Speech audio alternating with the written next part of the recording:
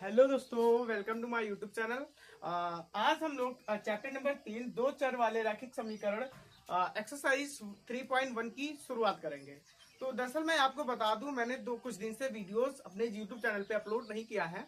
दरअसल कारण क्या था कि मेरे प्रैक्टिकल एग्जाम्स, वाइवा, सिनॉप्सिस वगैरह कॉलेज में कंडक्ट कराए जा रहे थे।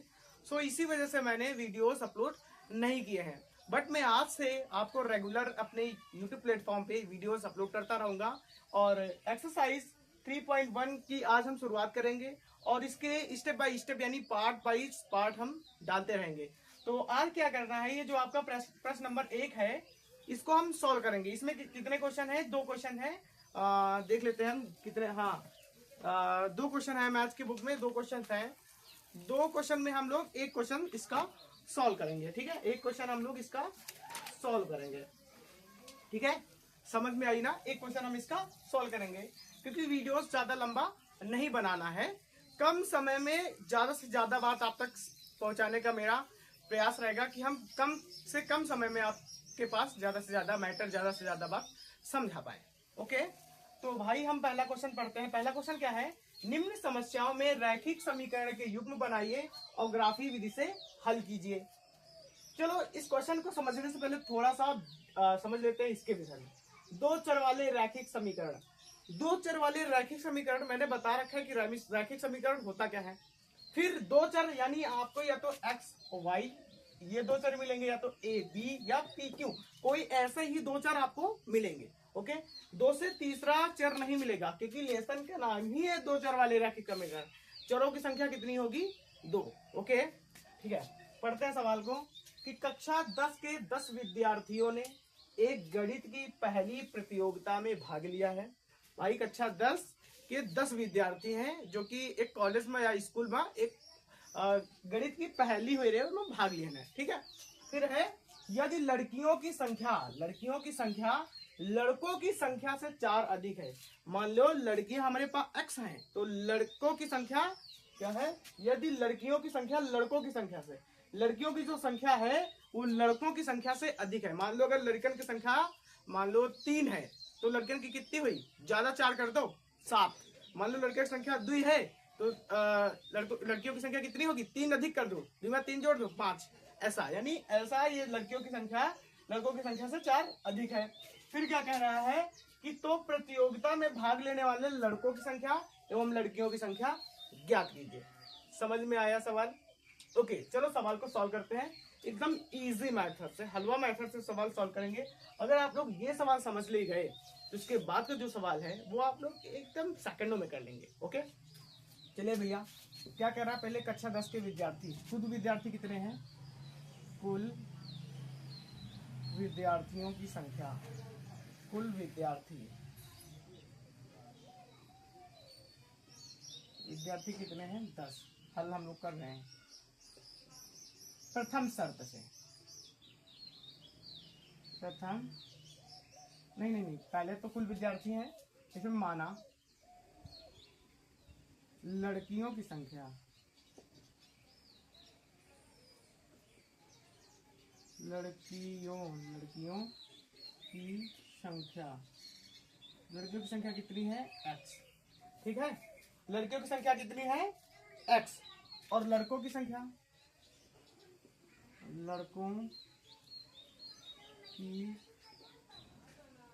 मैंने मान लिया भाई y। अगर लड़कियों की संख्या x है तो लड़कों की संख्या y मान लिया। अब प्रथम शर्त से भैया, प्रथम शर्त में क्या कह रहा? पहली शर्त से, प्रथम शर्त में कह रहा है कि जो लड़कियों की संख्या है, लड़कियों की संख्या x, सॉरी, कक्षा 10 के 10 विद्यार्थियों ने एक, हाँ ठीक है, पहली शर्त क्या है कि भाई ये अगर लड़कियां हैं x और ये फिर y है, ये दोनों कितने हैं? 10। यानी लड़कियों की और लड़कों की कुल संख्या कितनी है हमारे पास? 10। ये आपका पहला समीकरण हो गया। समझ में आया? दूसरा समीकरण द्वितीय शर्त से,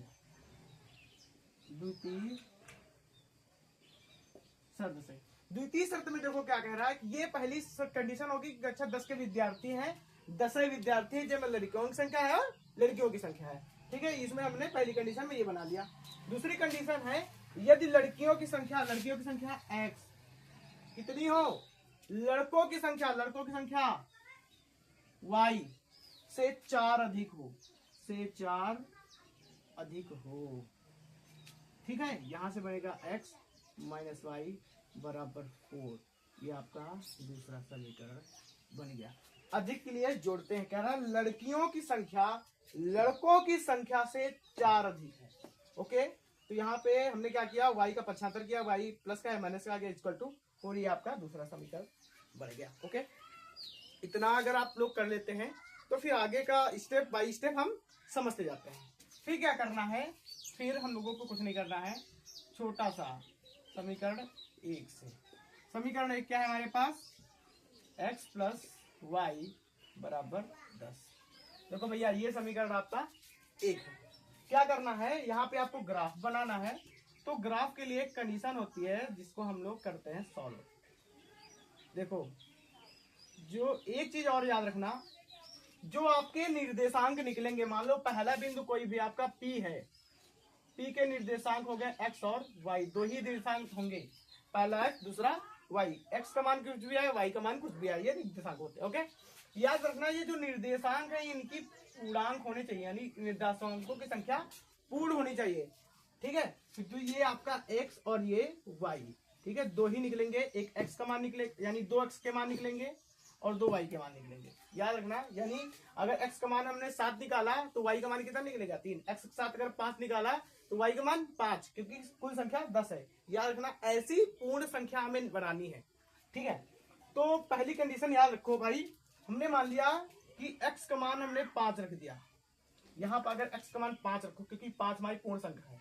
और याद रखो भिन्न में बटे में कोई चीज ना आवे चाहिए, पूरा पूर्ण संख्या आवे। याद रखना, x की जगह पे हमने 5 रखा, x की जगह 5 रखो तो भाई 5 इसी से लीजिए, y बराबर कितना आ जी 5 आई कि नहीं। दूसरी चीज, अब क्या करो, x जगह पे 0 रख दो, x बार 0 रखियो, x 0 हो जी, y बराबर कितना आ जी 10 आ जी। ये हो गया पहला समीकरण। मान लो इसका पहले समीकरण का हमने निचोड़ बना लिया ग्राफ बनाने के लिए। फिर समीकरण 2 से, समीकरण 2 क्या है, x माइनस वाई बराबर 4। देखो यहाँ पे भी हमें फॉर्मेट बनाना है, पूरा फॉर्मेट सब में ऐसे बनेगा ग्राफ वाले सवाल में, x और y, याद रखियो भैया, ठीक है। दूसरे फॉर्मेट में क्या किया हमने, x का मान 1 रख दो, यहाँ पे x का मान 5 रखो, x मान 5 रखियो तो यहाँ पे मान लो 5 रखो, 5 माइनस वाई बराबर 4। फिर y, देखो y को उधर भेज दो तो 5 कैसी रही हो, तो प्लस का 4 इसी 5 का दी, तो y x की जब 5 रखियो तो y का मान 1 आ जाएगा। यार 5 में 4 घटी हो तो 1 है बच्ची, ठीक है। फिर x का मान 7 रख दो, x का मान कितना रखो, x का मान हाँ 7 रख दो। x में देखो यहाँ पे हम सॉल्व करके देखते हैं, x माइनस वाई बराबर 4, x मान 7 रखो माइनस वाई बराबर 4। भाई 4 कैसी भेज दो, 7 माइनस 4 बराबर y वैसी चले जी प्लस क्यों जी, तो x कितना हुआ y बराबर 3, y बराबर 3। ये हो गया, इतना निकाला है। देखो इतना अगर समझ में आता है तो इतना आप लोग सॉल्व कर लीजिए। उसके बाद हम ग्राफ बनाना सिखाते हैं कि भाई ग्राफ पे कैसे फिल करेंगे। याद रखना, हम ऐसी संख्याएं लेंगे कि पूर्ण संख्या है 3 आ जाए, ऐसा नहीं कि 3/1 आ जाए, 2/1 आ जाए, ये नहीं करना है। याद रखना है कि पूर्ण संख्याएं, आप कुछ भी ऐसी संख्या लो, हमने क्या किया यहाँ पे 5 माना है, अब 2 मान लो, 1 मान लो, कुछ मान लो, लेकिन पूर्ण संख्या बच्ची, ठीक है। तो इतना आप लोग नोट कर लीजिए, फिर हम ग्राफ बनाना बताते हैं। ओके,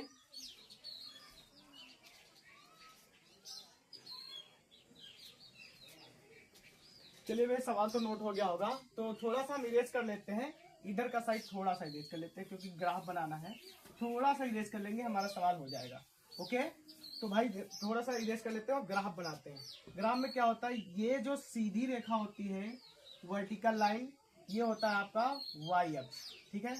बीच से गया आपका एक और ये हॉरिजेंटल लाइन, ठीक है, ये होती है आपकी एक्स अक्ष।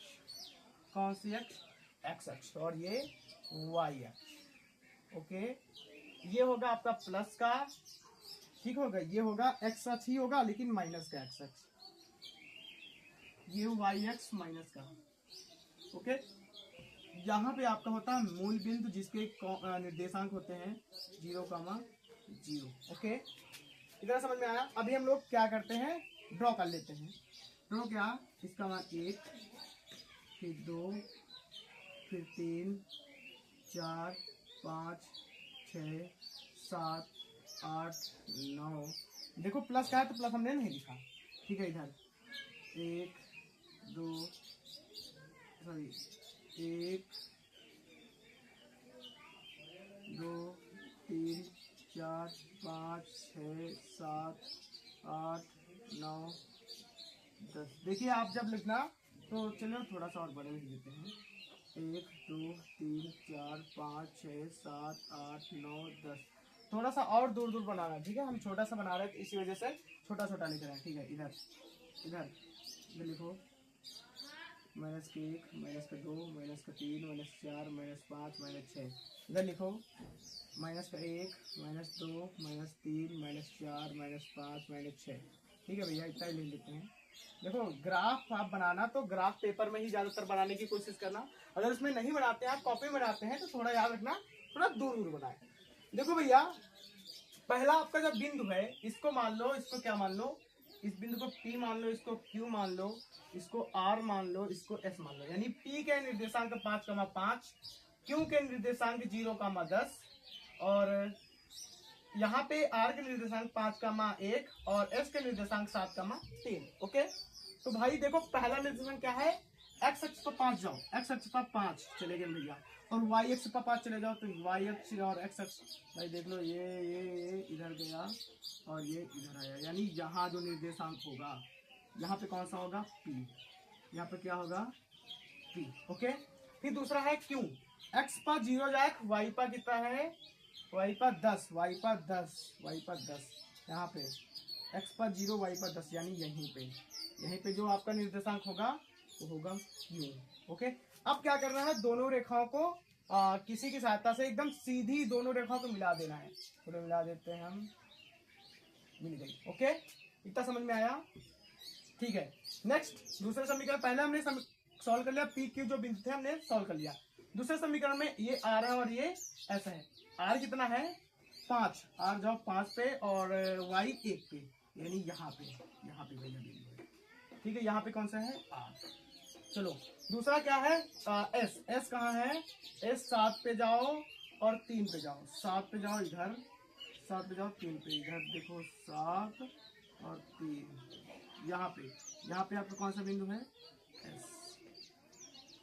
ठीक है, अब क्या करना है, इन दोनों बिंदुओं को मिला देना है। चलो मिला देते हैं, मिला दिया।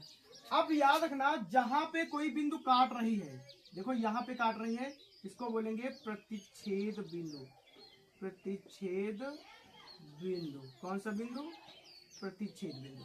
और यही का जो निर्देशांक हो गए, देखो निर्देशांक देखो, ये 3 पे है और ये कितने पे है, ये 7 पे है, ये 7 पे है, तो निर्देशांक कितने आए, 7,3 आए।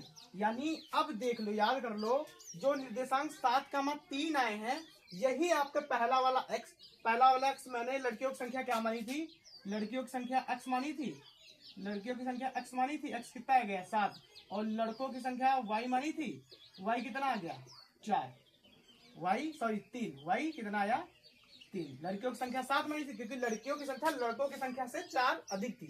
लड़कियों की संख्या x मानी थी तो 7 आ गया, y और लड़कों की संख्या मानी 3 आ गई। देखो यहीं पे जो कट ऑफ बिंदु होगा, जो प्रतिच्छेद बिंदु होगा, यही आपका आंसर होगा। प्रतिच्छेद बिंदु जहाँ पे देखो 2 रेखाएं काट रही है आपकी, यहाँ पे निर्देशांक देखो, x कितना है आपका 7 और y कितना है 3, तो यही आपका करेक्ट आंसर हो जाएगा।